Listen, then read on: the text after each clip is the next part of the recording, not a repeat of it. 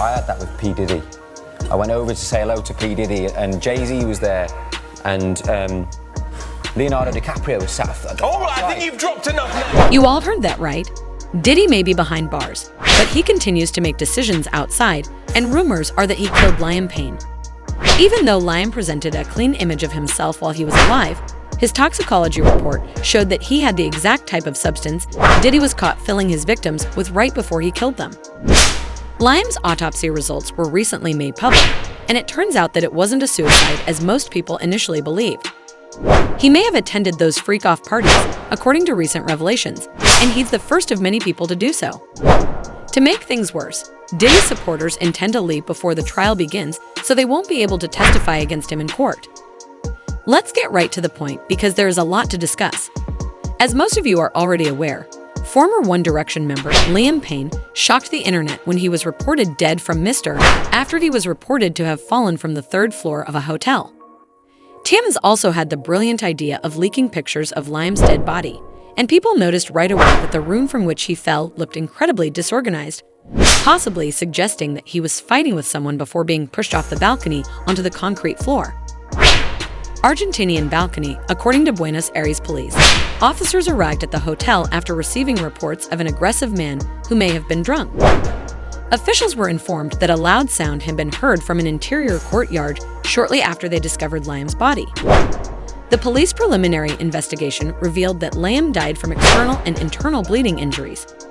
They also discovered the area where Liam fell and found items such as alcohol, a phone, and medication.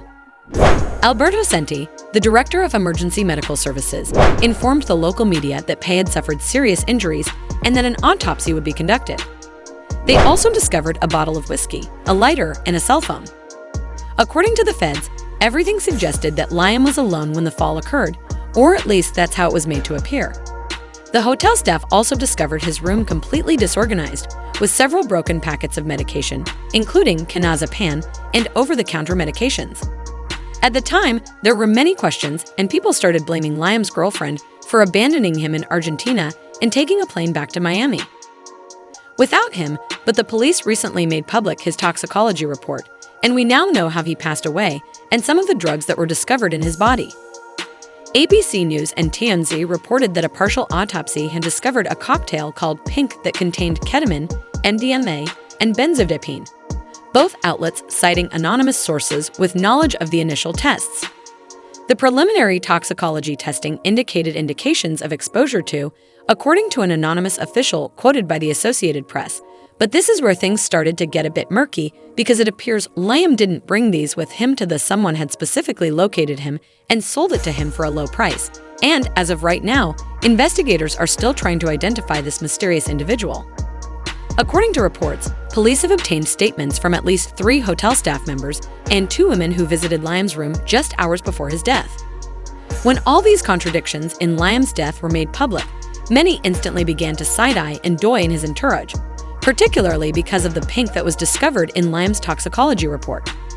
Since Diddy was implicated, the color pink has been brought up a lot. It was first brought up in a lawsuit filed by music producer Lil Rod, who claimed that Young Miami had given Diddy the pink at his request and occasionally even flown it into the city where Diddy was going to have his freak-offs. He typically got the drugs from Brendan Paul Diddy's accused Moo, who was recently arrested, but when he forgot to bring them, he went with Brownlee or Young Miami. Apparently, it's some sort of cocktail of substances that he used to spike other people's drinks at his freak-offs so that they could stay at these freak-offs for numerous hours without getting tired. What makes this substance unique? And why is it called pink rather than just being like the ordinary white powder we all hear about all the time? According to reports, pink, also known as TCB or TOA, is a combination of ecstasy and is meant to help people enjoy the benefits of all the different, rather than having to take them separately. Elle says he saw Dodie do a few lines in his dressing room and whenever he wanted to see it. But Brendan forgot, so he called Young Miami, who brought it from Miami on the private jet. The Jaguar Wright also entered the conversation a short while ago and thoroughly explained this pink, and it turns out the specific kind that Diddy uses was actually made especially for him, and according to Jaguar, this is a similar kind that was discovered in Liam's toxicology report. The pink drug, which goes by the street name Susie, is a combination of several potent substances, including ketamine, Viagra, and any other kind you can think of. Ketamine is actually a horse tranquilizer, and it's meant to help you relax while keeping you up all night without feeling tired. However, the downside is that despite its ability to keep you awake, it makes it extremely difficult for people to get aroused right away, which is why they added Viagra. They're not in the mood, so instead of separating all these different items at Diddy's crazy party, they combined them into one color called pink.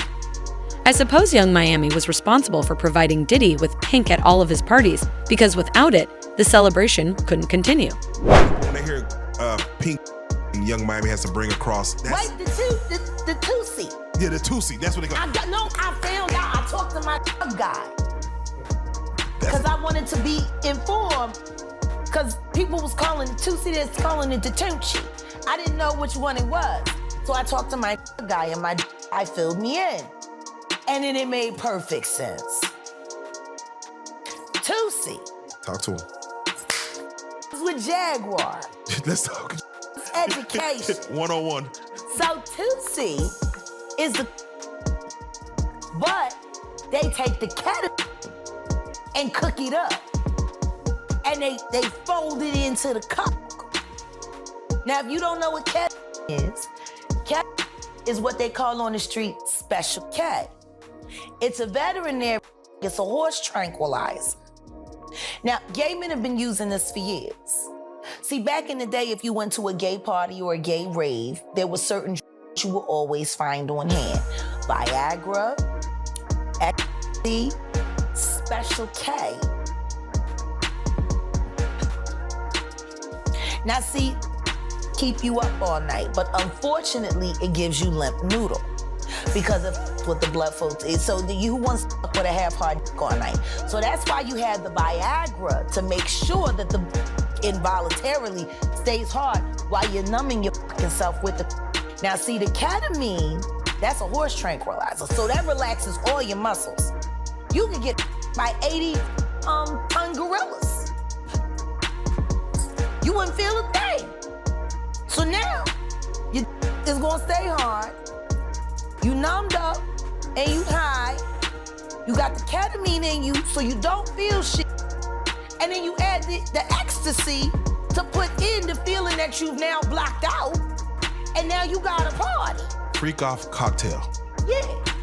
So now, the two-seat, they done skipped. They done skipped all the steps. They condensed it.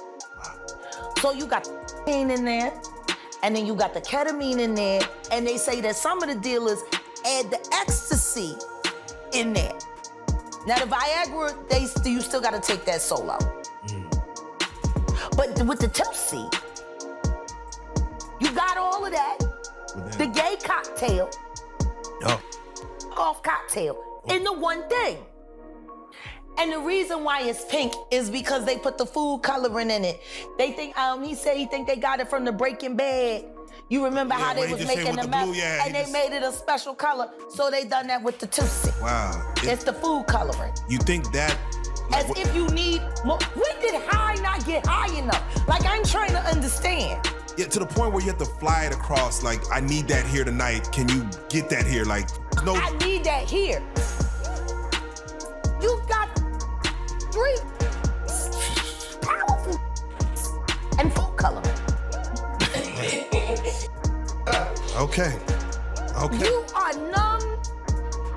You are wired. You pop that Viagra. You a f***ing machine. You anything. You a brick wall with me. The police did report that 2 unnamed women were spotted by the staff leaving Liam's room shortly before he passed away, but it's unclear if he was taking this pink to a private party in his room. People still searching for them think that these women were most likely hired to pretend to be specialists. As of right now, all of this is supposed information, and it's uncertain how accurate any of it is. People are starting to assume Diddy was involved in Liam's death, and the accusations became much more serious after an old interview Liam made went viral. In the interview, he was recalling some of the items and people he had previously seen at a Diddy party, but the interviewer interrupted him before he could finish. P. Diddy. I went over to say hello to P. Diddy, and Jay-Z was there, and Leonardo DiCaprio was sat at the Oh, far I side. think you've dropped enough. As usual, people had different opinions about this. One person said, "I think they got rid of him to scare the rest."